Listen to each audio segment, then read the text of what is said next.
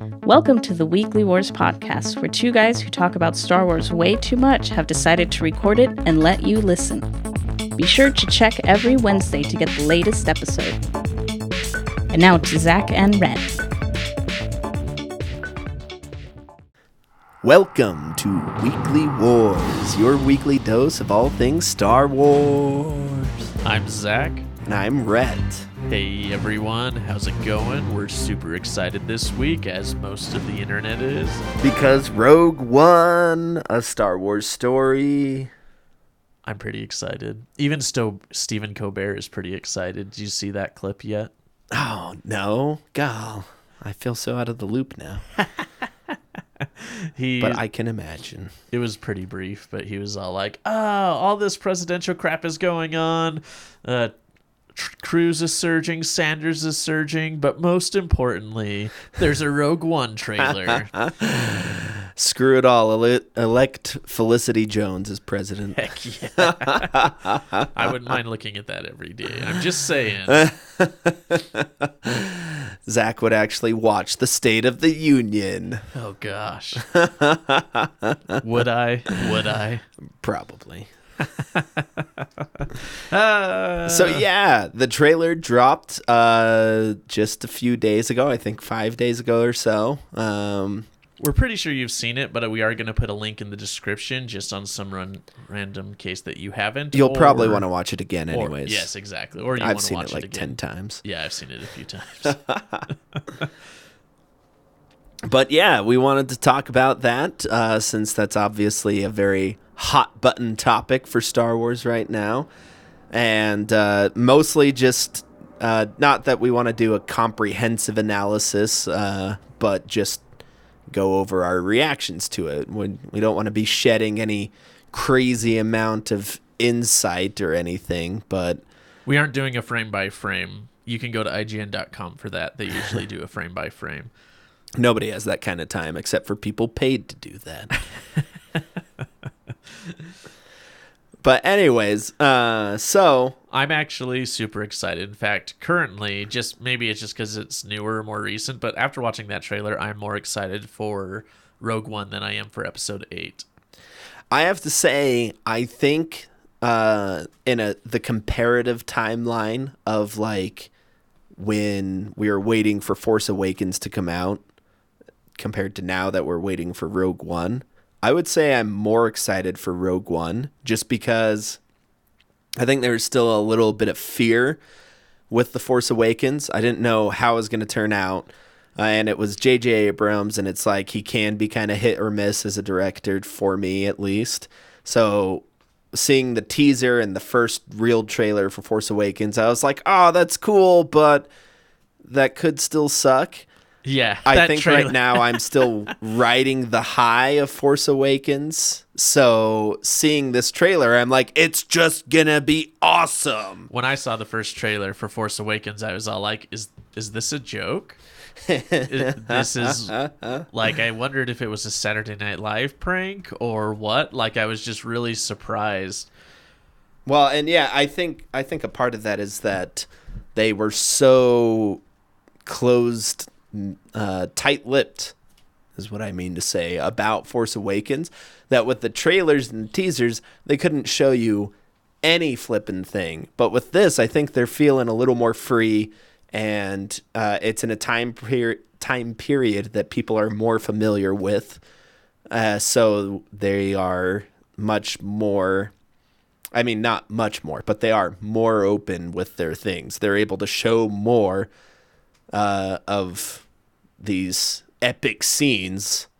Well, and it may be that they need to sell the public on where this movie is located or what time period this movie is located, right? Right. Star Destroyers, the Death Star, they gotta the know Yavin it's base. Before Episode 4. Right. They have the, just the alarm itself, the Death Star alarm, like that gives you that placement of time. Right. So, yeah, I would say I'm more excited for Rogue One than I was for Force Awakens. And I just hope that Rogue One lives up to that hype. We'll I see. think it will. I think Disney has a pretty good strategy going for them so far. where they take these relatively newer directors. I mean, they have all had projects or done something, but they're taking these directors and letting them do these films. And I think because they have the drive, they really want to make it good. Well, yeah, like Gareth Edwards does have a pretty decent track record. So, for, not being a more established film A-list director. Yeah. Right. So I think that's honestly one of the things that has me more excited is just, I mean, not that I'm a student of Gareth Edwards' work. I don't know I haven't seen everything he's done, but I think it's a pretty solid choice, and the look of it right now is just one of my favorites. And I think that's the first thing I want to talk about is just the look and the visual of the trailer. Like everything in it just feels so Star Wars. Like, well, just I love that it's all like muted colors. I mean, there is the ATST shot where you see a little of the skies in some color and stuff like that. Sorry, AT-ATs. Oh my goodness. The AT-ATs. But aside from that, like it's a period of depression. It's a struggle, right? Like a lot of oppression going on. A lot of dark colors, a lot of, dark interiors. Their outfits are dark. Like, it's very, very, this is what episode 5 feels like and 4. Because they're under the rule of the Empire at the height of its power. They've had 20 years to consolidate or do everything they can to break the spirit of the rebellious groups, which, according to rebels, most of them have only been coalescing into the Rebel Alliance within the last few years. But it's still the height of their power. They are at the largest and the most oppressive it's ever been. And so that look is conveyed pretty readily, I think. That feeling is shown within that trailer. Well, they seem pretty desperate, too, because they're asking this random person to come in to deal with the biggest weapon that they've ever handled. Mon Mothma's narration, or whatever you want to call it, as she's talking to Jyn Erso, is very much like, you are a loose cannon, but it's a risky thing we need to do right now, and you're the type of person to do it. Which I think also plays into this setup that they have. That's, to me, a very Dungeons and Dragons style thing. Like, this is how you get a party together. You have these guys that made all these crazy characters, and, what it seems like is like, oh yeah, I want to play a blind bounty hunter that carries a stick around. And some other guy's like, yeah, I want to play a guy that lost his leg and he can't walk very well. And so they make Whenever all these I run crazy a game, characters. This is what I deal with my players, including Rhett's characters, just so you know. My characters are the greatest. And they're all like, oh, and we have completely different ideals, and it's impossible to bring us together on anything. That's called awesomeness. It's called I Hate You Forever.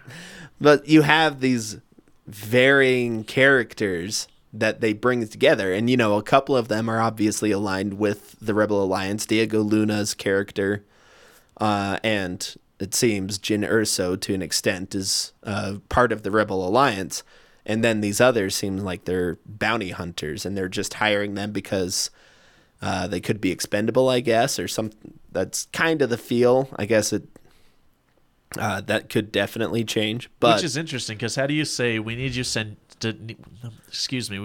you on the most important mission ever, but you're a mercenary, so we need you to be dedicated to completing it for us? So what is it that they're going to offer them? Right. Is this like I don't know, is it a revenge story for everyone? That seems to be a pretty common thing. Everyone's been affected by the Empire. Yeah, or their families were taken by the Empire. There weren't any aliens, which I thought was interesting. Yeah, that is something that intrigues me, just because I remember seeing a pie chart not that long ago where someone went in and did the maths based on species represented in literature, movies. I don't know if they included comic books, but they said out of all of these sources of Star Wars materials, like 80% of the population of the galaxy is human. And I thought that was very interesting because then when you do watch A New Hope or Force Awakens or things like that, you get to these points where there's almost no humans, right? Like the main cast is human, but when they go to the cantinas in either New Hope or Force Awakens, there's just dozens upon dozens of other species in there. So it's one of those where I'd like to see more aliens. I would love to see a Duros like as a main character in one of these things, or a Bothan. This or was something downplayed like in the movies, but it sort of ties to Chewbacca in a very strong way because all the Wookiees were enslaved by the Empire, and they're super specious. They hate all species that aren't human. Right. And maybe with the new canon, that's just not being played up as much. But, I mean, if you had an alien species in this movie, and maybe they still will. I mean, we haven't seen everything for the movie. Maybe the movie will come out. But if his family was enslaved, I would want revenge. Yeah.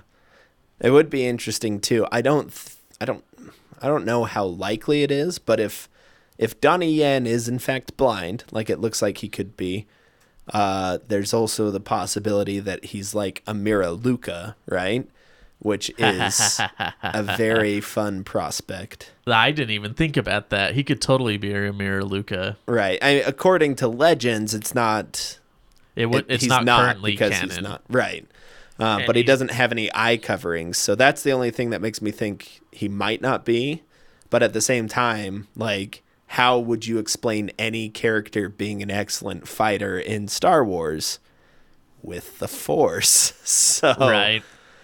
Whether that's like, maybe I won't mention that because Star Wars spoiler or Rebels spoilers. But anyways, well, and speaking of Donnie Yen, I think it's interesting that they're introducing a more kind of martial aspect to it. I mean, there have been, I should say, Eastern martial aspects to it because the lightsabers have been there, and the Jedi obviously have learned some level of fighting. But the way he was doing his moves obviously had the Donnie Yen Asian flair. Well, just the fact that they got him. I think Donnie Yen is a fine actor, but one of the reasons you get him is because he does martial arts. Fight. Like, he has that skill set, so you hire him for that skill set, you know? So do you think he's going to be training Jin on how to fight? That would be cool. He's the mentor. Could Because, be. she does display some significant martial skill in that one thing. Yes, like, she does. That is expert level. I mean, she is taking out stormtroopers like it's cool. So, and that's hand to hand with them in armor. So regardless of what their armor does against blasters, if she's able to punch him out, that's significant, you know? I mean, I couldn't punch out someone wearing a bucket on their head. I don't know. I've worn things on my head and been hit in the head, and it still knocks you. Whatever. You don't even know. I know. Trust me. No, so it is. I think that's a very fun thing to get into, and from a role-playing aspect in Star Wars characters that I've made and reading through like the Saga Edition rules and stuff, the martial arts of Star Wars have always been super interesting to me because in don't forget Knights of the Old Republic too. The Achani, they have their whole martial society and their entire martial arts, and and aren't they a matriarchal martial arts society? Yep. Best ever. And then tons of information on that stuff in the Saga Edition Star Wars RPG because they had the martial arts prestige class, martial artist. So you could like specialize in different stuff. And most of that was apocryphal to the RPG, I think, but still a lot of fun, still a lot of really cool things. Like there's the martial art that was perfected by the original Mandalorians, right? Like before Mandalorians became the culture, it was the species, and they had their martial art. I think it was called Terrace Kasai or something like that. I should have looked that up before this, but they had their thing that was freaking sweet looking. Yeah. Well, and they continued to have a fighting culture for forever. Like, it wasn't just blasters. It was they dueled and fought melee battles in order to determine who was in charge, which we actually see one of those battles in Clone Wars too. Yeah. And also just the fact that Pre-Vizsla in Clone Wars is able to wield a darksaber. Yeah. That indicates he had an intensive and extensive melee weapons training. So it looks like, and maybe they won't like spend a lot of time on this, but at least they're introducing some of those elements. And for us nerds, we're kind of excited for that. I think there's going to be some people who are going to be kind of like, why is there Asian stuff in Star Wars? And I'm just going to call them racist. Well, and if you're complaining about that, you just remove the whole aspect of the Buddhist Taoist force philosophy. Right. All of the idea of Jedi shouldn't be in there if you don't want Asian themes. Whatever. So, but those are also the people that are probably upset that there's a female lead, and so there's just nothing you can do to appease that. Gosh. That is the stupidest complaint you could have about this movie. That's making me like hate the internet. It's like, okay, they had 2 movies with female leads. Who cares? Right. They're gonna do a Han Solo anthology, which obviously has to have a male lead. They might do an Obi-Wan. They're gonna do a Boba Fett. Like, well, and Rey isn't even like a solo lead. She's a co-star. Yeah, one of 2 or 3. And she might be the lead in episode 8. I don't know, but I mean, Finn played a huge role, and so did Han Solo. Han Solo carried the movie from the midpoint to the end, basically. Right. It's not just Daisy Ridley. Like, she's a significant portion of it, but if you were to take out Rey, Finn, Han, or even Poe, then the movie would not have been what it was. Without Poe, they all would have died on Takodana. Because he took out half. Right. It's like everyone else was just there, like, watching that, just like, well, I guess he's got it. I'm just going to crack open a drink here. And jeez. No, it's so true. So, yeah, and I don't know. It's just a very silly thing to complain about when you could go watch literally every other I mean, if you're that worried about a female lead, just go rewatch the Marvel movies. You will find only a couple. Well, that's just so funny they would complain about this. I mean, there are complaints that Marvel hasn't had a female lead.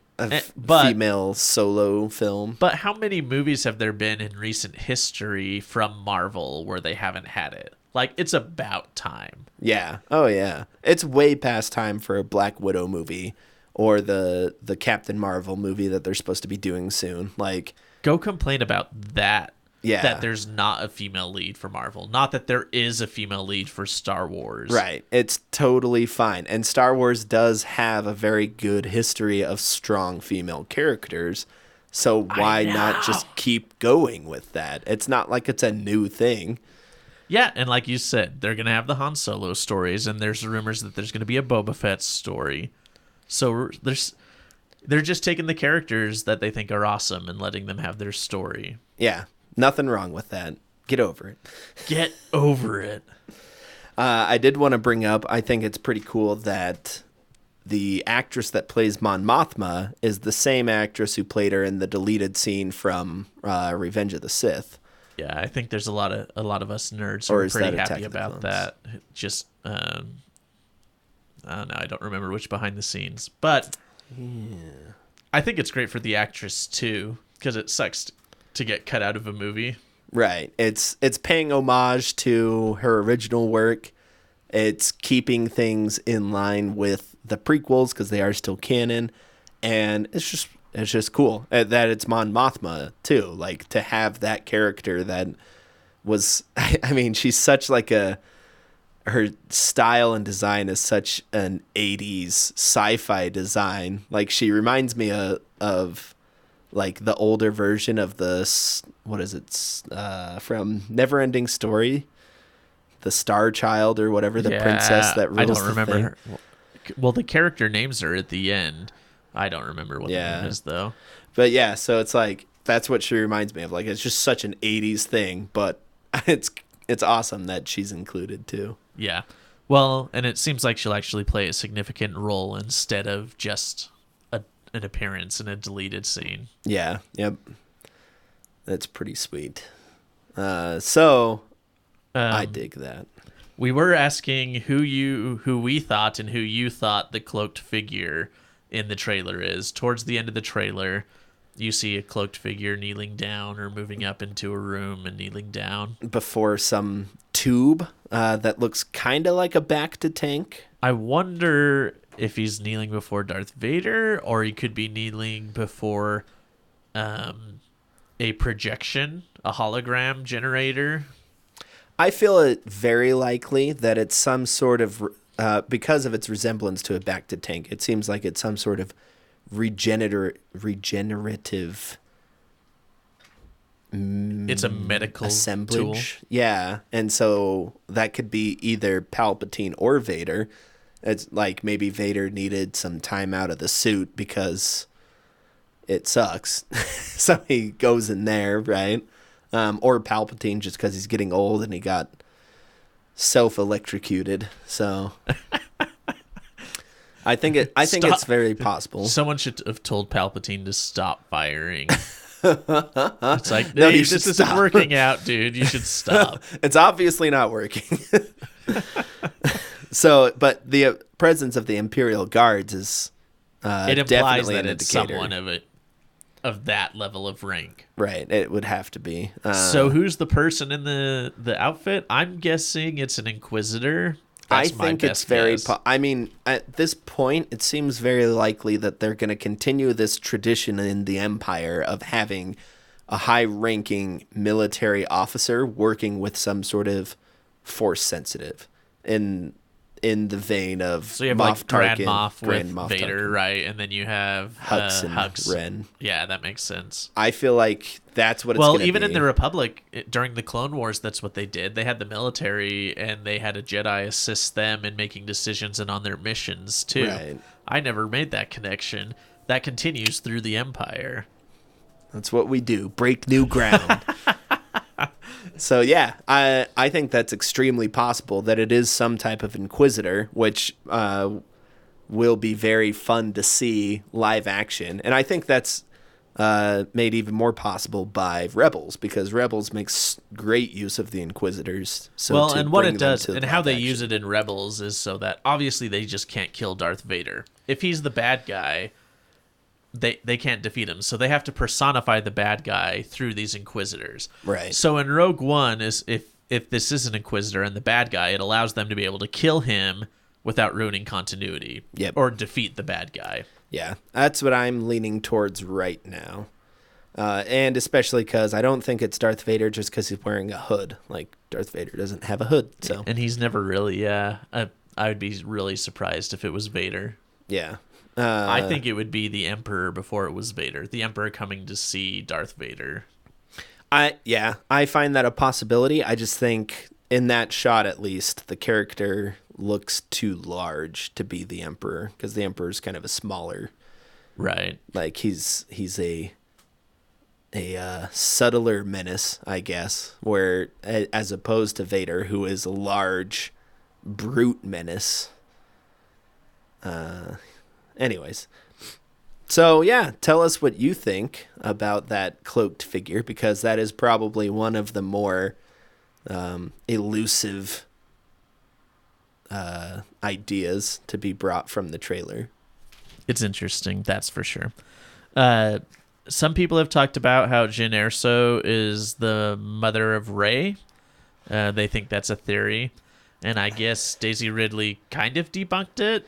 Kind of. I mean, people are saying that she didn't outright say it's not true, but she does say just because they are white and have brown hair doesn't mean that they're supposed to be related, which I think is a very good point. Well, yeah, and I do think we're starting to get to the point where we're assuming that everyone in Star Wars is related. Well, if you assume that, you're going to be right. So, because someone is. Someone's going to be related to someone, but we're just like, everyone has to be related to everyone just because. And I think they're trying to make these movies a little more standalone. Right. They're going to tie into the universe, and they might have some connections, but I don't think they're trying to set up parentage. I don't think. I could be wrong. Yeah. No, I agree. I feel like also it's one of those things, if they did want to have Rey's parents in Rogue One, that would be more of a cameo. It'd be like a small part played by someone, and then later on it's like, oh, hey, yeah, that was Rey's parents. And you'd be like, whoa. Yeah. It seems more likely to me, at least. But I prefer the idea of staying away from this complete legacy idea. Like, I don't want it to be just two families in all of the galaxy matter. I like the idea that there's a multitude of people that matter, because I'm still going back to that thing you said where people need to go find Mace Windu's family and just be all like, you all need to come be Jedi. Yeah. I did want to bring up, there's a bustle.com article entitled Jyn Erso is totally Rey's mom, and here's the proof. Here's the proof. Here's the proof. You cannot deny. And they have 7 points. First is the accent. So again, just because they both have vaguely British accents, they are absolutely related, which means they're both related to Obi-Wan and to Palpatine and to Grand Moff Tarkin, Guinness, and Alec Guinness outside outside of the Star Wars universe. So everyone that has a British accent is related. Yep. You know what I just thought of? Minor tangent before you go on to point 2.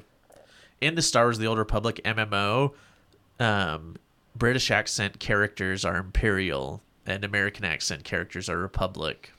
Well, and what's really interesting about that to me is that I remember reading, and this article actually brings it up.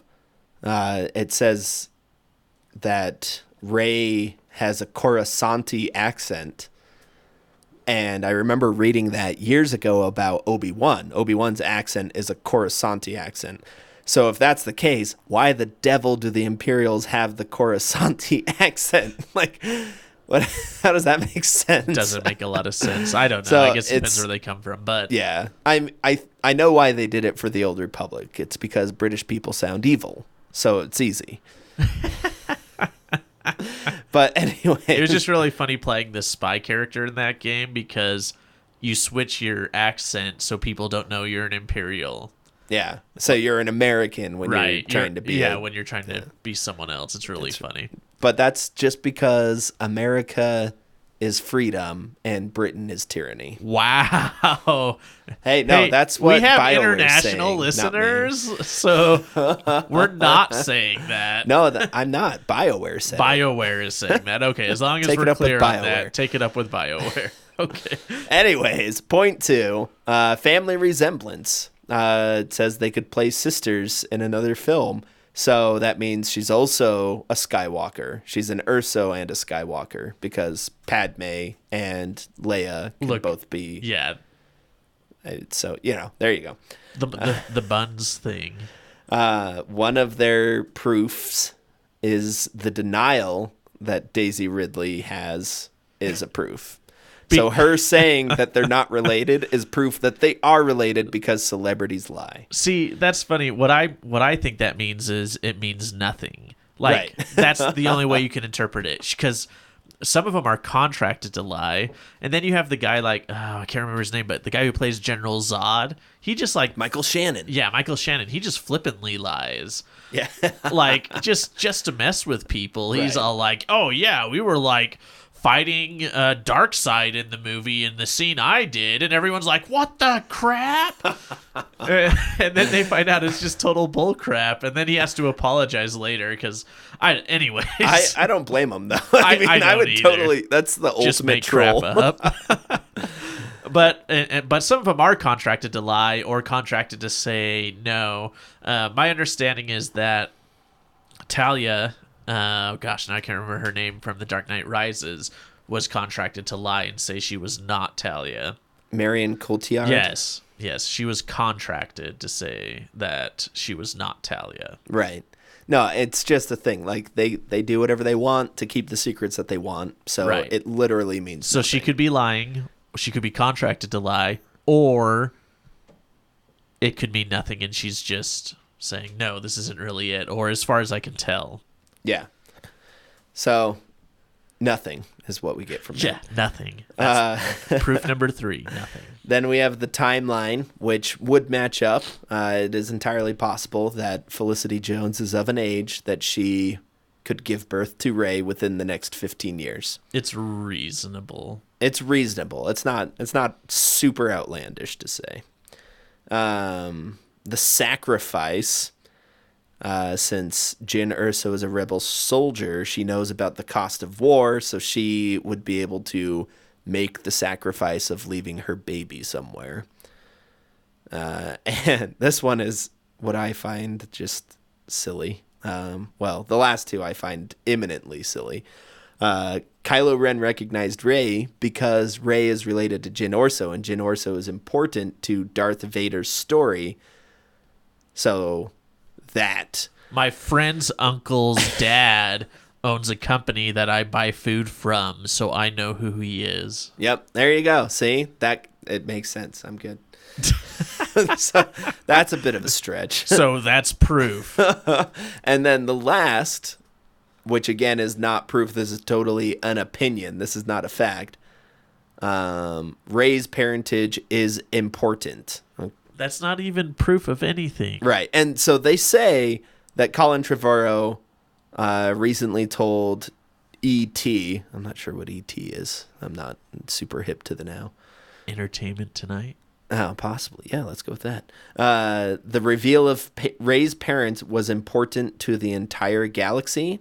Again, that means like nothing. Like, because important to the entire galaxy doesn't mean it's who we want it to be. Like, that's What? I know. It's just that's a statement that he says to appease people, in my opinion. Okay. Yeah, that's not anyways. And the one rebel that stole the Death Star plans that they don't even mention by name in any of the original trilogy is that important to the galaxy. That's just Could it be that they're important because they had Rey, Yeah, that's who saves the galaxy? right. She is the next chosen one, so that's why they're I don't important. know. It's just one of those that I hate the internet. I'm so done with it. I'm quitting, at least until tomorrow. do it. Gosh. So yeah, that is those 7 points that I just wanted to bring up. We can link that article as well. It is just funny what people consider proof nowadays, I guess. Well, it's a fun trailer. I'm pretty excited. So That is the main takeaway. I am stoked. I don't know how you couldn't be stoked if you like Star Wars, personally. And I think this I'll is a disown you movie if that's you aren't going. stoked. I know there's going to be Jedi in it, or Force users. That's the understanding that they will be in the movie. But I think this is a movie for all those people who are all like, "Can we please have enough of the Jedi?" And I don't necessarily feel that way myself, but I do appreciate seeing the galaxy from a different perspective. And yeah, that's to me one of the most exciting things. I love the crap out of Jedi. I mean, I would freaking love to see nothing but movies about Jedi in its entirety. But I'm so excited for this, and I'm okay that it doesn't have Jedi. I'm okay that it doesn't have to be a Skywalker story or anything like that. Like, that makes me happy that they're just doing stuff. There's so much more to Star Wars than Jedi. Jedi, I think, are an important part of it, but There's everything else. There's an entire galaxy. There's a part of me that hopes this does well so they can start visiting stories in like the Old Republic era. Abso-freaking-lutely. And that would make me so happy. Oh my goodness. They need to do a Revan movie. A Revan movie would just be amazing. And on that note, thanks for joining us this week to talk about Rogue One. Tell us a Star Wars story. Oh, Star Wars story. Tell us what you thought about it. Post on our Facebook page. Be sure to subscribe so that you can get notifications. You can either subscribe through podbean.com and our RSS feed there, or on YouTube. Either way works for us. Also iTunes, and also just through the Force. Through the subscribe Force. that way as well. We've had a lot of people talk to us. They want to come and guest on our show. We have a lady who's been doing martial arts choreography. She talked to us. She wants to be on our show. We also just have some legit straight up Star Wars nerds. So if you want to be on our show, if you're in the area, or we can arrange a Skype meeting, I think that would be a lot of fun too. So we can add a little flavor. You don't just have to listen to us talking all the time. Yeah, we're nothing special. We're just nerds. Dumb nerds. Dumb nerds. All right. Thanks for joining us, and we'll see you next week. And may the Force be ever in your favor.